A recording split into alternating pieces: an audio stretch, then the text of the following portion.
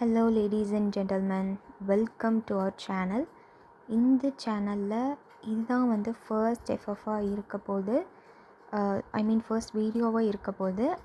Because I have another channel that is dedicated to BL FFs, Taekook, Namjin, Yoonmin அப்படின்ட்டு. இந்த சேனலில் straight FFs மட்டும்தான் வரும். அதாவது BTS members into female character, இவங்க 2 பேர் அந்த மாதிரி இருக்க மாதிரி தான் இதில் வந்து வீடியோஸ் எஃப்எஃப்ஸ் வரும். ஸோ இந்த காஃபி பிரின்ஸ் அப்படிங்கிற இந்த சீரியஸ் தான் இன்றைக்கி நம்ம வந்து பார்க்க போகிறோம். 5 பார்ட்ஸ் இருக்குது.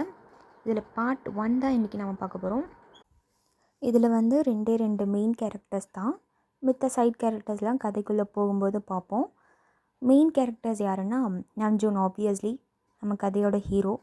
அண்ட் செகண்ட் வந்து மின் அப்படிங்கிறவங்க ஃபீமேல் கேரக்டர், ஒரு பொண்ணு.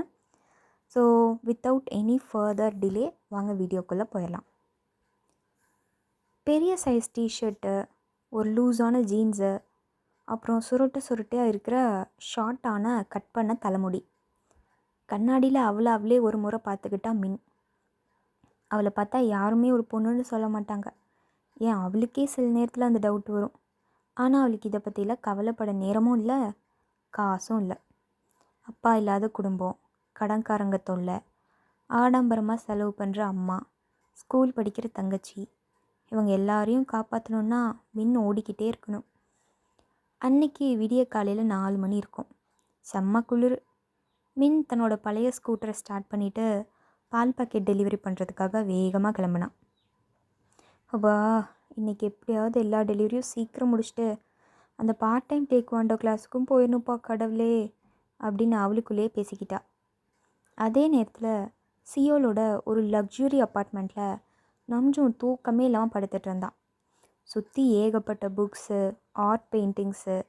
அவன் ஒரு பெரிய பிஸ்னஸ் குடும்பத்தோட வாரிசு தான். ஆனால் அவனுக்கு இந்த கம்பெனி, ஷேர்ஸ் இதில் எல்லாம் சுத்தமாக இஷ்டமே இல்லை. அவனுக்கு ஆர்ட்ஸு, லிட்ரேச்சரு, தனியாக ஒரு காஃபி ஷாப் வைக்கிறது அப்படிங்கிறது தான் ஆசை. ஆனால் அவங்க பாட்டி சும்மா இல்லாமல், நீ ஒழுங்காக நான் சொல்கிற பொண்ணை கல்யாணம் பண்ணிக்கிட்டு கம்பெனியை கவனி, இல்லைன்னா உன்னோட க்ரெடிட் கார்டு, சொத்து எல்லாத்தையும் பிளாக் பண்ணிவிடுவேன் அப்படின்னு மிரட்டிகிட்டு இருந்தாங்க. சீரியஸாக ஏன் எல்லோரும் என் லைஃப்பில் இப்படி தலையிடுறாங்க? ஏன் இப்படி வந்து மூக்க நுழைக்கிறாங்க? அவங்கவுங்க வேலையை அவங்கவுங்க பார்த்துட்டு போக மாட்டாங்களா? நம்ஜூன் தலையை பிச்சுக்கிட்டு எழுந்திரிச்சான். அவனுக்கு செம்ம டென்ஷன். காலையில் 8 மணி இருக்கும். நம்ஜூன் ஒரு ஹோட்டல் லாபியில் உட்காந்து காஃபி குடிச்சிட்டு இருந்தான். அவங்க பாட்டி ஏற்பாடு பண்ணியிருந்த ஒரு பிளைண்ட் டேட் பொண்ணுக்காக வெயிட் பண்ணிட்டு இருந்தான். அப்போ தான் அங்கே மின் வந்தா. அவள் அன்றைக்கி ஒரு சாப்பாடு டெலிவரி பண்ணுறதுக்காக அந்த ஹோட்டலுக்குள்ளே வேகமாக ஓடி வந்தா. அவசரத்தில் சுற்றி முற்றி பார்க்காம ஓட நேராக போய் நம்ஜூன் மேலே தொபாங்னு மோதிட்டா. நம்ஜூன் கையில் இருந்த காஃபி அவன் பிராண்டட் ஷர்ட்டில் அப்படியே கொட்டிருச்சு. என்னப்பா இது, ஏன்ப்பா உனக்கு கண்ணு தெரியலையாப்பா அப்படின்னு நம்ஜூன் சொல்ல, அவனோட அந்த மெச்சூர்டான வாய்ஸில் செம்ம கடுப்பு தெரிஞ்சிச்சு. மின் பதறி போய், ஐயோ சாரி சார், நிஜமாகவே சாரி சார், நான் அவசரத்தில் பார்க்கல, என்னை மன்னிச்சிருங்க சார் அப்படின்னு அவசரமாக டிஷ்யூ பேப்பரை எடுத்து அவன் ஷர்ட்டை துடைக்க போனான். ஏய் விடு நானே பண்ணிக்கிறேன் அப்படின்னு சொல்லி நம்ஜூன் அவள் கையை தடுத்து நிறுத்திட்டு மேலேயும் கீழேயும் மின்ன பார்த்தான். குட்டையான தலைமுடி, பையன் போடுற மாதிரி ட்ரெஸ் போட்டிருந்தா. அவன் மைண்டில் உடனே ஃபிக்ஸ் ஆயிடுச்சு, இவன் ஏதோ டெலிவரி பையன் அப்படின்னு. தம்பி, கொஞ்சம் பார்த்து ஓடக்கூடாதா? கண்ணை எங்கே வச்சுட்டு போகிற நீ? ஏன் இவ்வளோ அப்நார்மலாக ஓடி வர்ற? ஏதோ ஜாம்பியை பார்த்த மாதிரி. நம்ஜூன் கொஞ்சம் கோவமாக கேட்டான். தம்பியா? மின்னுக்கு சுரின்னு கோவம் வந்துச்சு. ஆனால் அவளுக்கு தான் பொண்ணுன்னு இப்போ ப்ரூவ் பண்ணுறதை விட கொண்டு போய் அந்த டெலிவரி சீக்கிரம் கொடுத்துட்டு காசு வாங்கணும் அப்படிங்கிறது தான் முக்கியமாக தெரிஞ்சிச்சு. சார், நான் தான் தெரியாமல் பட்டுடுச்சுன்னு சாரி கேட்டேன்ல, அதுக்குன்னு என்னை தம்பின்லாம் கூப்பிடாதீங்க சரியா? நான் வேணும்னெல்லாம் பண்ணல அப்படின்னு மின்னு சொல்லிட்டு இருந்தா. அவனோட அந்த ஹைட்டை பார்த்து கொஞ்சம் மிரண்டு தான் போனான். 6 அடிக்கு மேலே செம பர்சனாலிட்டியாக நின்றுட்டு இருந்தா நம்ஜூன். இவன்கிட்ட சண்டை போட்டால் இவன் நம்மளை எதாவது பண்ணிடுவான்னு பயந்துட்டு தான் இருந்தா. சரி கிளம்பு, உன்னால் இன்றைக்கி என் ஷர்ட்டு போச்சு, இன்றைக்கி டேட்டும் சொதப்ப போகுது அப்படின்னு நம்ஜூன் சலிச்சுக்கிட்டான். அடுத்த 2 நாளில் நம்ஜூனுக்கு ஒரு பெரிய தலைவலி வந்துச்சு. அவங்க பாட்டி அவனுக்கு ஒரு அல்டிமேட்டம் கொடுத்தாங்க. நீ ஒழுங்காக இந்த வாரத்துக்குள்ளே நான் சொல்கிற பொண்ணுங்க கூட டேட்டிங் போகணும், இல்லைன்னா உனக்கு 1 பைசா காசு கிடைக்காது, நான் கொடுக்க மாட்டேன் அப்படின்னு சொன்னாங்க. நம்ஜூனுக்கு ஒரு செம்ம ஐடியா தோணுச்சு. நாம் ஏன் ஒரு பாய் ஃப்ரெண்ட் வச்சுக்கிட்டு நான் ஒரு கே அப்படின்னு ட்ராமா போடக்கூடாது? அப்போது இந்த பொண்ணுங்க யாரும் நம்மளை கல்யாணம் பண்ணிக்க சம்மதிக்க மாட்டாங்கல்ல, பாட்டியும் நம்மளை விட்டுடுவாங்க அப்படின்னு நினச்சான். ஆனால் அதுக்கு ஒரு ஆள் வேணுமே. உடனே அவன் மைண்டுக்கு வந்தது அந்த ஹோட்டலில் மோதின அந்த டெலிவரி பாய் மின் தான். பார்க்க கொஞ்சம் ரஃப்பாக ஆனால் சொன்ன பேச்சை கேட்குற மாதிரி தான் மின் இருந்தான். நம்ஜூன் எப்படியோ மின் வேலை செய்கிற அந்த டெலிவரி ஏஜென்சியை போச்சு அவளை ஒரு காஃபி ஷாப்பில் மீட் பண்ண வரவழைச்சான். மின் அங்கே வந்து உட்காந்தா. என்ன சார், அன்றைக்கி காஃபி கொட்டினதுக்கு இன்னுமா கோவம் குறையில? காசு ஏதாவது தரணுமா? நம்ஜூன் லைட்டாக சிரித்தான். அவனோட கண்ணதில் அந்த க்யூட்டான டிம்பிள்ஸ் விழுந்துச்சு. அதை பார்த்து மின் ஒரு செகண்ட் அப்படியே ஃப்ரீஸ் ஆகிட்டா. என்னடா இது, இந்த பையன் செம்ம அழகாக இருக்கானே அப்படின்னு நினச்சா. அதெல்லாம் இல்லை தம்பி, உனக்கு ஒரு ஆஃபர். என் கூட நீ ஒரு வாரம் நடிக்கணும். நான் கூப்பிடுற இடத்துக்கெல்லாம் வரணும். முக்கியமாக நாம் 2 பேரும் லவ் பண்ணுறோன்னு மற்றவங்க முன்னாடி காட்டிக்கணும். ஓகேவா? அவ்வளோதான் அப்படின்னு நம்ஜூன் ஸ்ட்ரெயிட்டாக விஷயத்துக்கு வந்தான். மின்னுக்கு அதிர்ச்சியில் கண்ணு அப்படி பெருசாகிடுச்சு. வாட்? என்னது, லவ்வா? அதுவும் உங்கள் கூடவா? சார், உங்களுக்கு என்ன பைத்தியமாக பிடிச்சிருக்கு? ஏய், என்ன வாய்ஸ் ரொம்ப ஓவராக போகுது? நான் நிஜமாலாம் உன்னை பண்ண சொல்லலை, சும்மா ஆக்டிங்காக தான். என் குடும்பத்தில் கல்யாணம் பண்ணி வைக்க பார்க்குறாங்க எனக்கு. அதிலேருந்து தப்பிக்க தான் இந்த பிளான். ஓகேவா? நீ ஓகே சொன்னால் உனக்கு நான் 5 லட்சம் வான் தரேன். என்னது, 5 லட்சம் வானா? மின் கணக்கு போட்டு பார்த்தா. அவளோட 3 மாத கடன் இந்த பணத்துலேயே அடைஞ்சிருமே. இவன் நம்மளை பையன்னு தான் நினச்சிட்ருக்கான். நம்ம பொண்ணுன்னு சொன்னால் இந்த வேலை கைவிட்டு போயிடும். காசு தான் முக்கியமேன், கொஞ்ச நாள் பையனாகவே நடித்து தொலைப்போம் அப்படின்னு அவள் மனசுக்குள்ளே முடிவு பண்ணிக்கிட்டா. சரி சார், ஆனால் ஒரு கண்டிஷன். அட்வான்ஸ் இப்போவே எனக்கு வேணும் அப்படின்னு மின் கையை நீட்டினான். ஓகே, டீல் அப்படின்னு நம்ஜூன் சிரிச்சுக்கிட்டே அவள் கையில் கொடுத்தான். அடுத்த நாளே ட்ராமா ஸ்டார்ட் ஆச்சு. நம்ஜூன் சொன்ன மாதிரி ஒரு ஆடம்பரமான ரெஸ்டாரண்ட்டுக்கு மின் வந்தா. அங்கே ஒரு பெரிய வீட்டு பொண்ணு நம்ஜூனுக்காக வெயிட் பண்ணிட்டுருந்தா. நம்ஜூன் அங்கே வந்து அந்த பொண்ணு முன்னாடி உக்காந்தான். பின்னாடியே மின் மாசாக கையை பாக்கெட்டுக்குள்ளே விட்டுக்கிட்டு வந்து நின்னான். நம்ஜூன், யார் இவர் அப்படின்னு அந்த பொண்ணு மின்னை பார்த்து கேட்டா. நம்ஜூன் எந்திரிச்சு மின் தோல் மேலே கையை போட்டு இழுத்து கட்டி பிடிச்சிக்கிட்டான். இவன் தான் என் லைஃப், மை பாய் ஃப்ரெண்ட் மின் அப்படின்னு சொல்லிட்டு மின் கையை பிடிச்சிக்கிட்டான். மின்னுக்கு உடம்புல ஒரு நிமிஷம் கரண்ட் பாஸ் ஆன மாதிரி இருந்துச்சு. நம்ஜூனோட கை ரொம்ப வார்மாக பெருசாக இருந்துச்சு. அவள் ஹார்ட் பீட் லப்பு டப்புன்னு வேகமாக அடிக்க ஆரம்பிச்சிது. அந்த பொண்ணு ஷாக் ஆகி, சீ, நீ ஒரு கேவா? என்கிட்ட அதை சொல்லவே இல்லை அப்படின்னு கத்திக்கிட்டே பேகை தூக்கிட்டு ஓடிட்டா.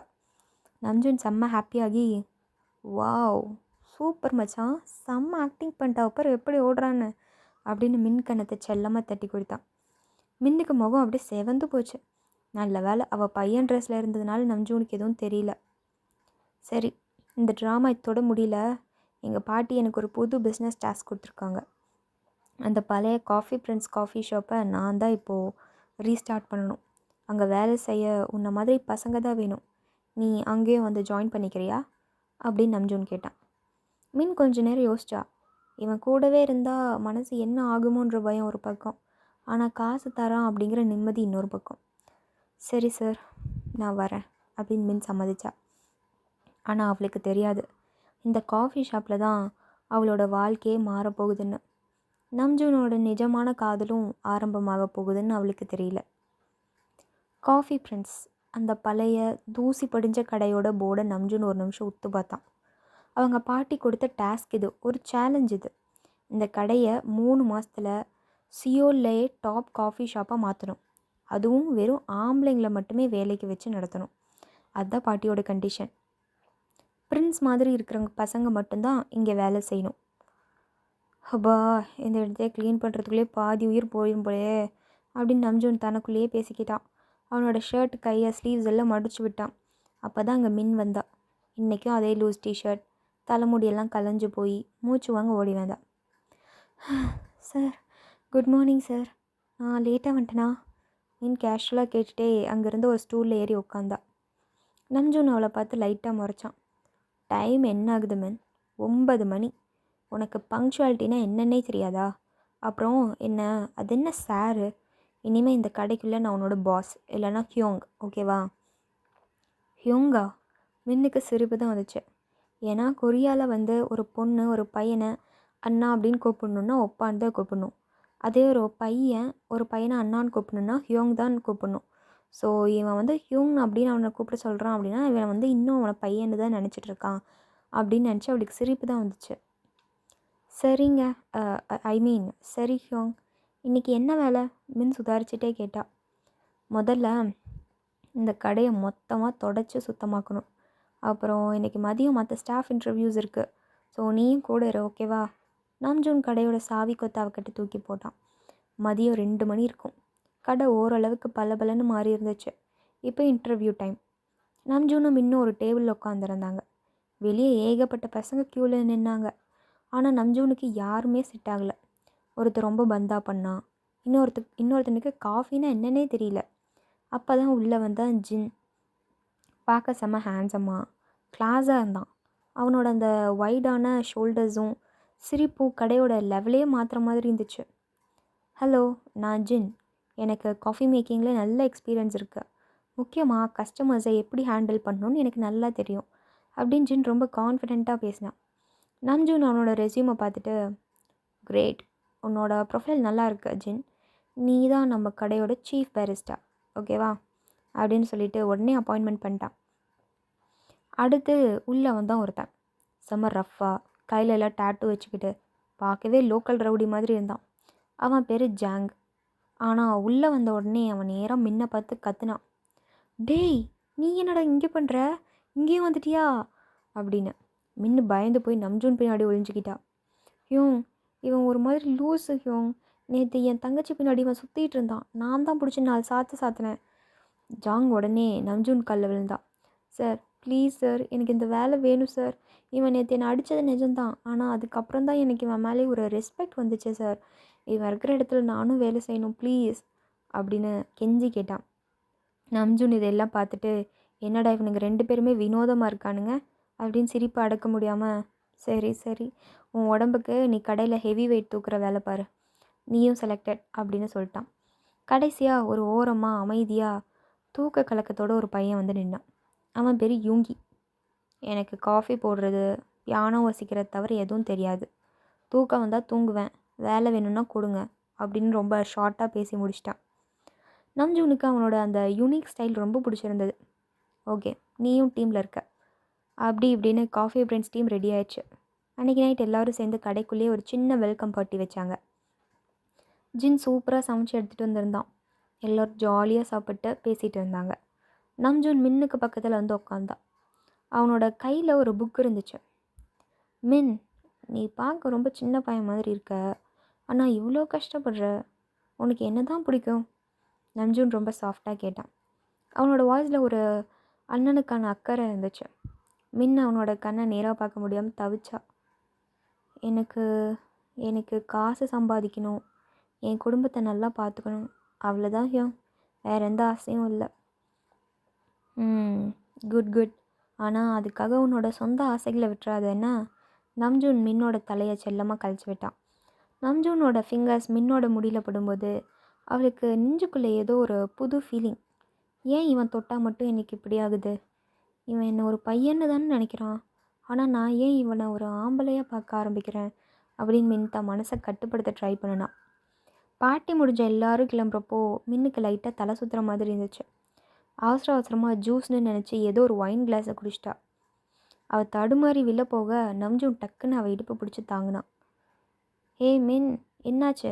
ட்ரிங்க்ஸ் பண்ணியிருக்கியா நீ? நம்ஜூன் கத்துனான். மின் போதையில் நம்ஜூன் சட்டையை டைட்டாக பிடிச்சிக்கிட்டு அவனோட முகத்துக்கு ரொம்ப பக்கத்தில் போனான். அவளோட மூச்சு காற்று நம்ஜூனோட கழுத்தில் பட்டுச்சு. நீங்கள் ஏன் இவ்வளோ அழகாக இருக்கீங்க? ஏன் உங்களை பார்த்தா மட்டும் எனக்கு ஒரு மாதிரி ஆகுது அப்படின்னு மின் உளர ஆரம்பித்தா. நம்ஜூன் அப்படியே ஸ்டன்னாகி நின்றுட்டான். மின் ஒரு பையன்தான், ஆனால் அவனோட ஹார்ட் ஏன் இப்போ செம்ம ஸ்பீடாக அடிக்குது? அவனோட ஹேண்ட்ஸ் ஏன் மின்ன இன்னும் டைட்டாக பிடிச்சிட்ருக்கு? நம்ஜூனுக்கு தான் மேலேயே ஒரு சந்தேகம் வர ஆரம்பிச்சிது. என்ன ஒரு பையன் மேலே நம்மளுக்கு ஃபீலிங்ஸ் வருது? ஒருவேளை நம்ம கேவாக இருப்போமோ அப்படின்னு. ஓகேடா, இந்த பார்ட் இத்துடன் முடிவடைகிறது.